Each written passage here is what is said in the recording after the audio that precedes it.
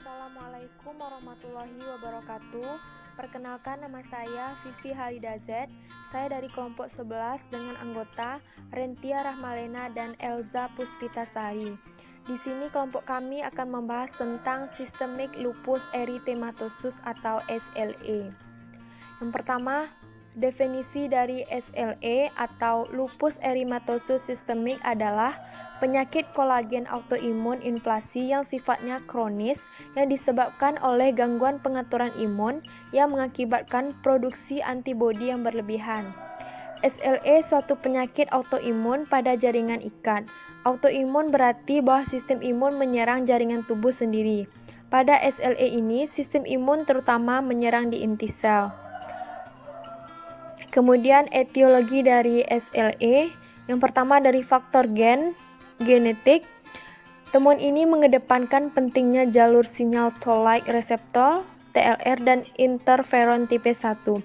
Merupakan resiko genetik terhadap artritis reumatik dan SLE dikaitkan dengan kejadian SLE berat. Yang kedua, efek epigenetik. Risiko untuk penyakit SLE dapat dipengaruhi oleh efek epigenetik seperti metilasi DNA dan modifikasi histon pasca translasi yang dapat terjadi baik diturunkan atau modifikasi oleh lingkungan. Yang ketiga, faktor lingkungan. Sinar ultraviolet merupakan pemicu SLE yang berasal dari lingkungan. Yang keempat, faktor hormonal. Insiden SLE meningkat setelah pubertas dan menurun setelah menopause. Tingkat keparahan penyakit beragam saat hamil dan siklus menstruasi. Kemudian manifestasi klinis dari SLE yaitu dari gejala klasik seperti demam, keletihan, penurunan berat badan. Kemudian dari sistem muskuloskeletal yaitu artralgia dan artritis atau sinusitis adalah ciri yang paling sering muncul. Kemudian dari sistem integumen terlihat beberapa jenis SLE yang berbeda. Sistem kardiovaskularnya yaitu perikarditis adalah manifestasi klinis pada jantung yang paling sering dijumpai. Berarti sama seperti sistem muskuloskeletal yang sering muncul.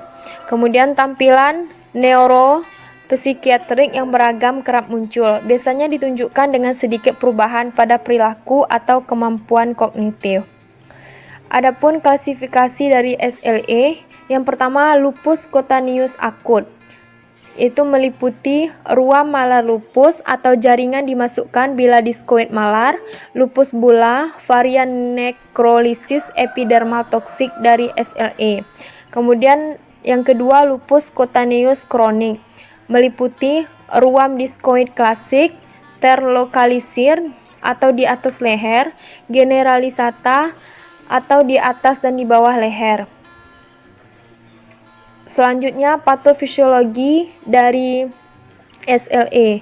Gangguan ini muncul akibat kombinasi beberapa faktor genetik, hormonal yang dibuktikan dengan awitan penyakit yang biasanya terjadi pada masa usia subur, dan faktor lingkungan, dari sinar matahari, luka bakar termal. Lalu komplikasi dari SLE, yaitu ada dua. Yang pertama, osteonekrosis. Dilakukan deteksi dini dengan MRI. Apabila terjadi osteonekrosis stadium dini, dilakukan core decompression, sedangkan pada stadium lanjut dilakukan total joint replacement, sindrom antibodi antifosfolipid bila disertai trombosis. Yang kedua, gagal ginjal. Dilakukan dialisis atau transplantasi, diberikan obat antihipertensi atau konvulsan, antipsikotik, antiemetik. Bila timbul gejala-gejala tersebut, diberikan terapi warfarin intensitas tinggi. Selanjutnya, pemeriksaan penunjang dari SLE, yaitu didiagnosis didasarkan pada riwayat lengkap, pemeriksaan fisik, dan tes darah. Tidak ada pemeriksaan laboratorium tunggal untuk menegakkan diagnosis SLE. Ada 5 macam pengobatan. Yang pertama, obat antiinflamasi non-steroid atau NSAID digunakan bersamaan kortikosteroid untuk meminimalkan kebutuhan akan kortikosteroid. Yang kedua, Kortikosteroid digunakan secara topikal untuk mengatasi manifestasi klinis.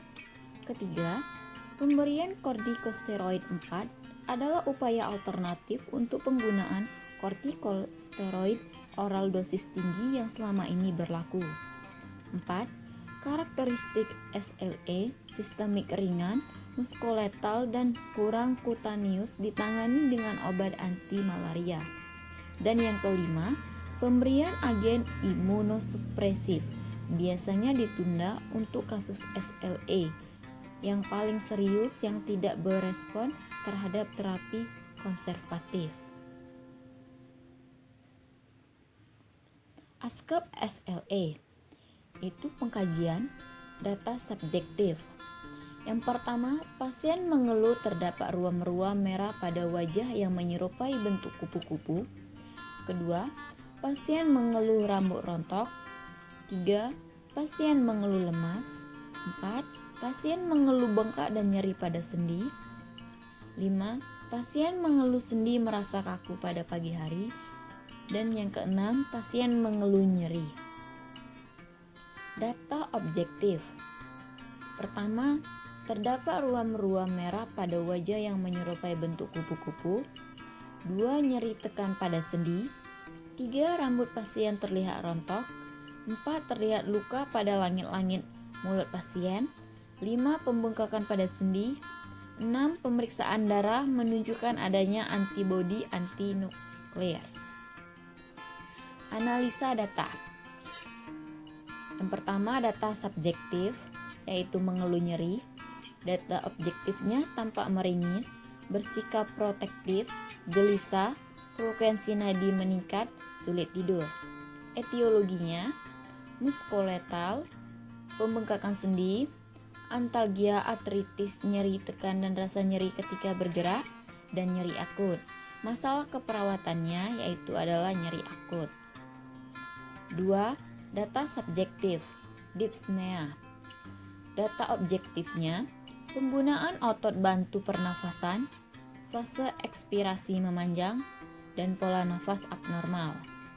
Etiologinya, respirasi, pleuritis, penumpukan cairan pada pleura, efusi pleura, ekspansi dada tidak adekuat, dan pola nafas tidak efektif. Masalah keperawatannya yang diambil adalah pola nafas tidak efektif. 3. Data subjektif. Yang pertama, perubahan irama jantung atau palpitasi. 2. Perubahan preload atau lelah. 3. Perubahan afterload atau dyspnea. Dan yang keempat, perubahan kontraktilitas, yaitu paroxysmal nocturnal dyspnea atau PND, dan optorrhea, batuk. Data subjektif yang pertama adalah perubahan irama jantung, bradikardi atau takikardi. 2. Gambaran EKG atau aritmia. Perubahan preload. Pertama adalah edema, distensi vena jugularis, hepatomegali. Perubahan afterload, yaitu terdiri dari tekanan darah meningkat atau menurun. 2. Nadi perifer teraba lemah. 3. Warna kulit pucat. Etiologinya, kardiak, perikarditis, penumpukan cairan, efusi pada perikardium, penebalan perikardium, kontraksi jantung menurun, penurunan curah jantung. Masalah keperawatannya adalah penurunan curah jantung. 4. Data subjektifnya tidak ada. Data objektif, kerusakan jaringan dan atau lapisan kulit, nyeri, pendarahan, kemerahan, hematoma. Etiologinya, vaskular, inflamasi pada anterior terminalis, lesi populer, erythematus dan pupura di ujung kaki tumit dan siku. Gangguan integritas kulit. warahmatullahi wabarakatuh. Perkenalkan, nama saya Vivi Halidazet. Saya dari kelompok 11 dengan anggota Rentia Rahmalena dan Elza Puspitasari. Di sini kelompok kami akan membahas tentang Systemic Lupus Erythematosus atau SLE. Yang pertama, definisi dari SLE atau Lupus Erythematosus Systemic adalah penyakit kolagen autoimun inflasi yang sifatnya kronis yang disebabkan oleh gangguan pengaturan imun yang mengakibatkan produksi antibodi yang berlebihan. SLE suatu penyakit autoimun pada jaringan ikat. Autoimun berarti bahwa sistem imun menyerang jaringan tubuh sendiri. Pada SLE ini, sistem imun terutama menyerang di inti sel. Kemudian etiologi dari SLE, yang pertama dari faktor genetik. Temuan ini mengedepankan pentingnya jalur sinyal Toll-like reseptor TLR dan interferon tipe 1. Merupakan resiko genetik terhadap artritis reumatik dan SLE dikaitkan dengan kejadian SLE berat. Yang kedua, efek epigenetik. Risiko untuk penyakit SLE dapat dipengaruhi oleh efek epigenetik seperti metilasi DNA dan modifikasi histon pasca translasi yang dapat terjadi baik diturunkan atau modifikasi oleh lingkungan. Yang ketiga, faktor lingkungan. Sinar ultraviolet merupakan pemicu SLE yang berasal dari lingkungan. Yang keempat, faktor hormonal. Insiden SLE meningkat setelah pubertas dan menurun setelah menopause.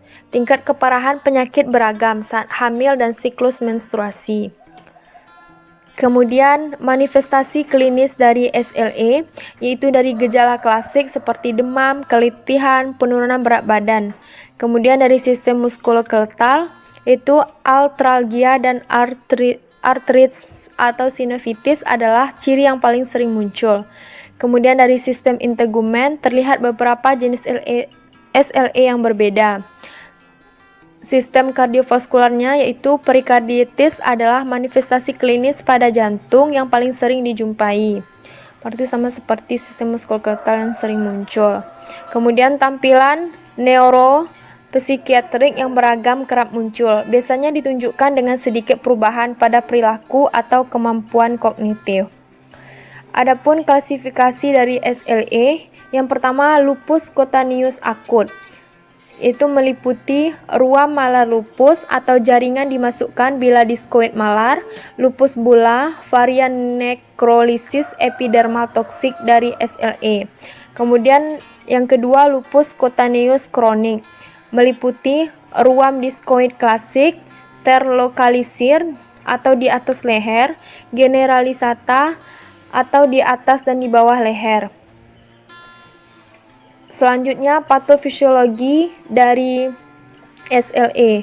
Gangguan ini muncul akibat kombinasi beberapa faktor genetik, hormonal yang dibuktikan dengan awitan penyakit yang biasanya terjadi pada masa usia subur, dan faktor lingkungan, dari sinar matahari, luka bakar termal.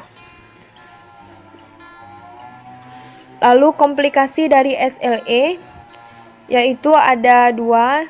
Yang pertama, osteonekrosis. Dilakukan deteksi dini dengan MRI. Apabila terjadi osteonekrosis stadium dini, dilakukan core decompression, sedangkan pada stadium lanjut dilakukan total joint replacement, sindrom antibodi antifosfolipid bila disertai trombosis. Yang kedua, gagal ginjal. Dilakukan dialisis atau transplantasi, diberikan obat antihipertensi atau konvulsan, antipsikotik, antiemetik bila timbul gejala-gejala tersebut, diberikan terapi warfarin intensitas tinggi. Selanjutnya, pemeriksaan penunjang dari SLE yaitu didiagnosis didasarkan pada riwayat lengkap, pemeriksaan fisik dan tes darah. Tidak ada pemeriksaan laboratorium tunggal untuk menegakkan diagnosis SLE. Ada 5 macam pengobatan. Yang pertama, obat antiinflamasi non-steroid atau NSAID digunakan bersamaan kortikosteroid untuk meminimalkan kebutuhan akan kortikosteroid. Yang kedua, kortikosteroid Digunakan secara topikal untuk mengatasi manifestasi klinis. Ketiga, pemberian kortikosteroid 4 adalah upaya alternatif untuk penggunaan kortikosteroid oral dosis tinggi yang selama ini berlaku. 4. Karakteristik SLE sistemik ringan, muskoletal dan kurang kutaneus ditangani dengan obat anti malaria. Dan yang kelima, pemberian agen imunosupresif biasanya ditunda untuk kasus SLE yang paling serius yang tidak berespon terhadap terapi konservatif. ASCAP SLE itu pengkajian data subjektif. Yang pertama, pasien mengeluh terdapat ruam-ruam merah pada wajah yang menyerupai bentuk kupu-kupu. Kedua, pasien mengeluh rambut rontok. 3. Pasien mengeluh lemas. 4. Pasien mengeluh bengkak dan nyeri pada sendi. 5. Pasien mengeluh sendi merasa kaku pada pagi hari. Dan yang keenam, pasien mengeluh nyeri. Data objektif. Pertama, terdapat ruam-ruam merah pada wajah yang menyerupai bentuk kupu-kupu. 2. Nyeri tekan pada sendi. 3. Rambut pasien terlihat rontok. 4. Terlihat luka pada langit-langit mulut pasien. 5. Pembengkakan pada sendi. 6. Pemeriksaan darah menunjukkan adanya antibodi anti-nuklear. Analisa data. Yang pertama, data subjektif, yaitu mengeluh nyeri. Data objektifnya tampak meringis, bersikap protektif, gelisah, frekuensi nadi meningkat, sulit tidur. Etiologinya, muskoletal, pembengkakan sendi, antalgia, artritis, nyeri tekan dan rasa nyeri ketika bergerak, dan nyeri akut. Masalah keperawatannya yaitu adalah nyeri akut. 2. Data subjektif, dyspnea. Data objektifnya, penggunaan otot bantu pernafasan, fase ekspirasi memanjang, dan pola nafas abnormal.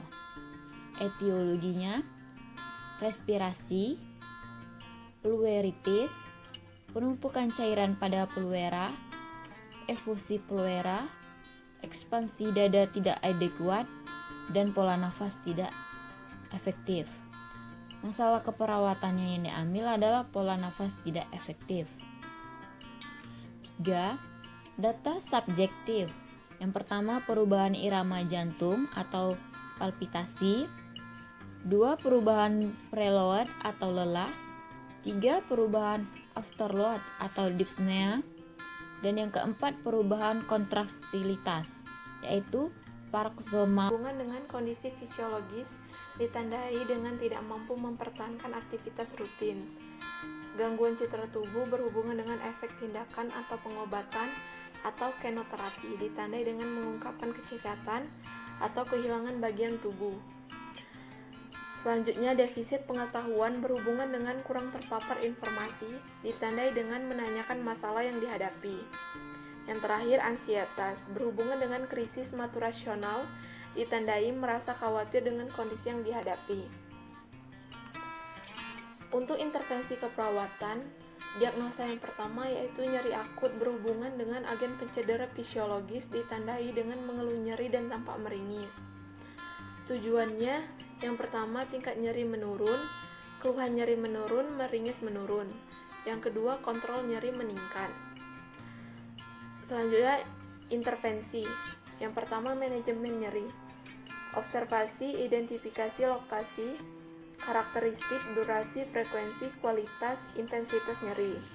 2. Identifikasi skala nyeri. Terapeutik, berikan teknik non-farmakologis untuk mengurangi rasa nyeri. Fasilitasi istirahat tidur. Untuk edukasi, jelaskan penyebab, periode, dan pemicu nyeri. Anjurkan strategi meredakan nyeri. Kolaborasi pemberian analgetik jika perlu. 2. Terapi relaksasi. Observasi, identifikasi teknik relaksasi yang pernah efektif digunakan. Monitor terhadap respon terapi relaksasi. Terapeutik.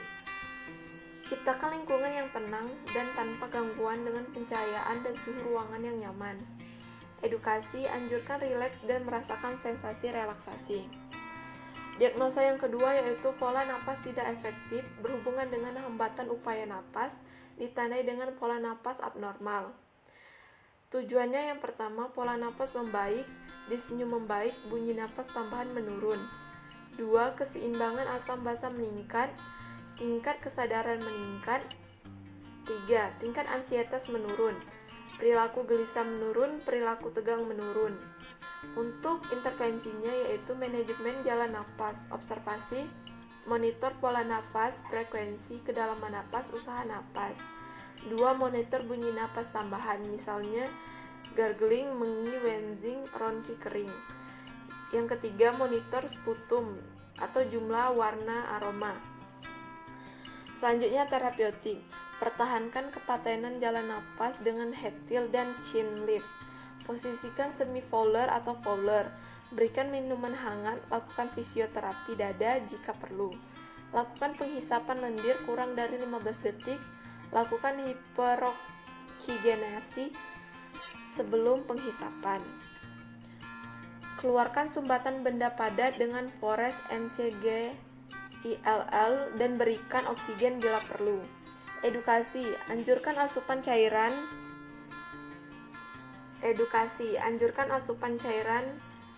2000 ml per hari jika tidak kontraindikasi. Ajarkan teknik batuk efektif.